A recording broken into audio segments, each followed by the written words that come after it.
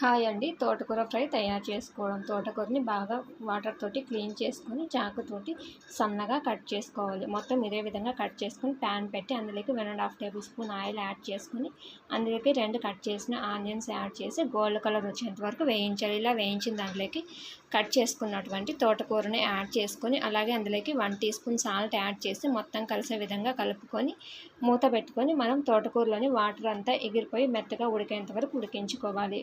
ఇప్పుడు ఇందులోకి వేయించుకున్న పల్లీలు, 4 వెల్లుల్లిపాయలు అలాగే 1 టీ స్పూన్ కారం వేసి మెత్తని పౌడర్లా గ్రైండ్ చేయాలి. పౌడర్ని పక్కన పెట్టుకొని ఇప్పుడు ఉడికించుకున్నటువంటి తోటకూరలోకి మనం గ్రైండ్ చేసి పెట్టుకున్నటువంటి పల్లీల పొడిని యాడ్ చేసుకొని ఇందులోకి వెల్లుల్లిపాయలు అంతా పచ్చివాసన పోయేంత వరకు పల్లీల పొడిని బాగా ఫ్రై చేయాలి. తోటకూరలో మొత్తం కలిసే విధంగా గరిటెతోటి బాగా మిక్స్ చేసుకోండి. ఇలా మిక్స్ చేసుకున్న దాన్ని ఈ స్టేజ్లో ఉన్నప్పుడు స్టవ్ ఆపేసి వేడివేడిగా టమాటా చారులోకి రైస్లోకి సర్వ్ చేసుకోండి.